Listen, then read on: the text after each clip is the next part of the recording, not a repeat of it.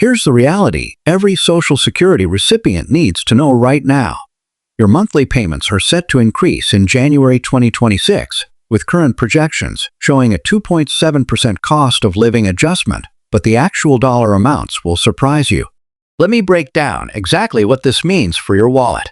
Recent forecasts suggest the average retiree will receive an additional $48 to $54 per month in benefits next year, while those receiving the average Social Security check could see an increase of $54.18 per month, or $650.16 per year. That's real money that could help cover rising grocery bills, prescription costs, or utility payments. But here's what most people don't understand. This isn't just about regular Social Security retirement benefits. SSI recipients currently receiving up to $967 for individuals and $1,450 for couples will also see increases, and SSDI disability recipients are included in these adjustments too. The maximum SSDI payment could reach beyond $4,018 monthly after the increase. The final COLA for 2026 will be announced in October, but understanding these projections now gives you time to plan your 2026 budget accordingly. Whether you're already receiving benefits or planning to claim them soon, these changes will directly impact your monthly income starting January 1st, 2026. Now, let me walk you through what these numbers really mean for your specific situation, because the truth is that most people have no idea how Social Security actually calculates these increases or what they can realistically expect to receive each month. The thing that drives me crazy is when people throw around these big maximum benefit numbers without explaining that hardly anyone actually gets those amounts. For 2025, if you retire at full retirement age, your maximum benefit would be $4,018, but if you retire at age 62, your maximum benefit would be $2,831, and if you wait until age 70, your maximum benefit would be $5,108. But here's the reality check. These maximum amounts only apply to people who worked for at least 35 years at jobs that paid into Social Security and earned the maximum taxable income every single year. For 2025, that taxable maximum increased to $176,100 from $168,600, so you would have had to earn that much or more in each of those 35 years to qualify for the absolute maximum benefit.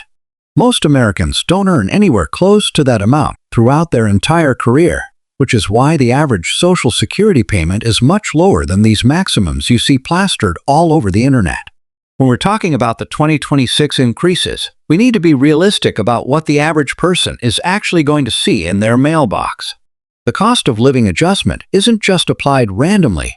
It's based on a specific formula that looks at inflation data from the Consumer Price Index for urban wage earners and clerical workers, which has the catchy name CPIW.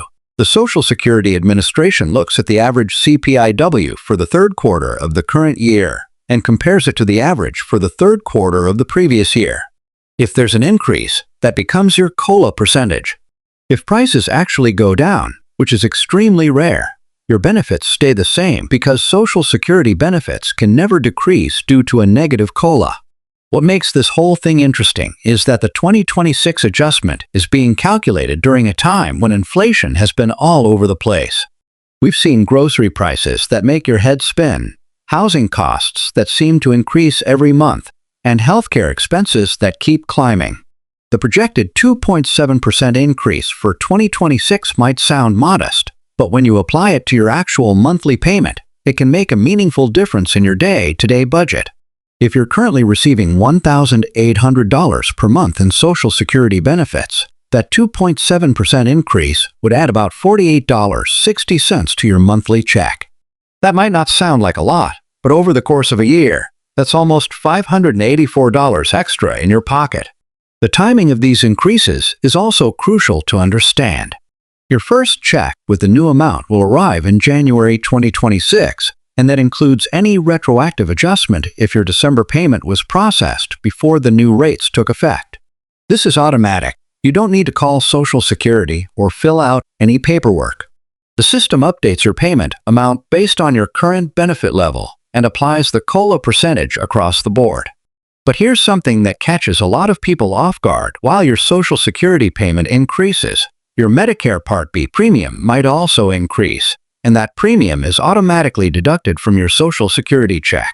So your net increase might be smaller than the gross COLA percentage suggests. For those of you receiving supplemental security income, the SSI program follows the same COLA schedule as regular Social Security benefits. The federal SSI payment amounts are typically lower than retirement benefits, but every dollar counts when you're living on a fixed income. SSI recipients also need to be aware that these benefit increases can sometimes affect eligibility for other programs like SNAP benefits or Medicaid, depending on your state's income limits. It's worth checking with your local social services office after the new rates take effect to make sure you're still eligible for all the programs you depend on. Social Security disability insurance recipients often ask me whether they'll see the same increases as retirement beneficiaries, and the answer is yes. SSDI benefits are calculated using the same formula as retirement benefits, just based on your work history up to the point when you became disabled.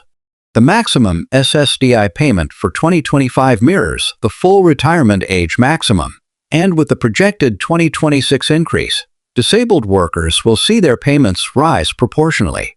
This is particularly important for younger disabled workers who might be receiving these benefits for decades, because even small annual increases compound over time.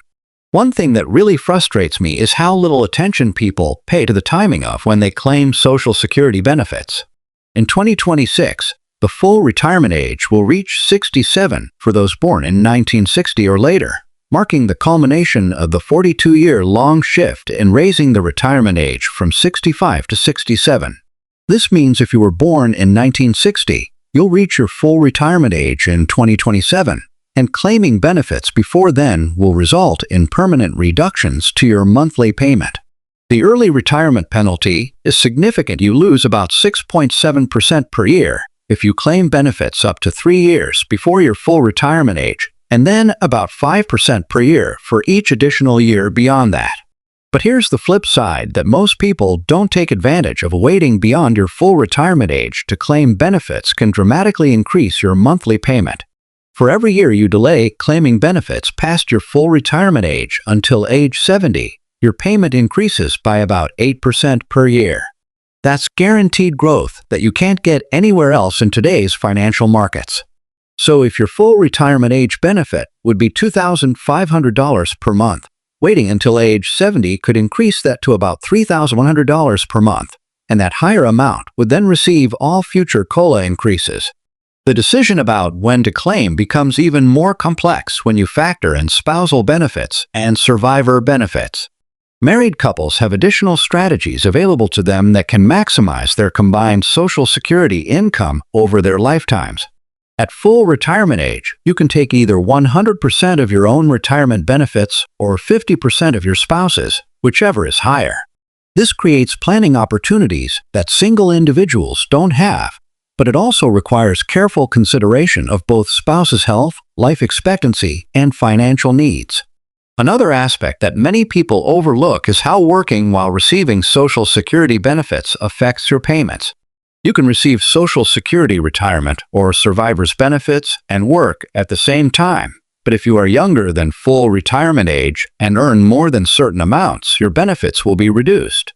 The earnings limits change each year, and for 2025, if you're under full retirement age for the entire year, Social Security deducts $1 in benefits for every $2 you earn above the annual limit.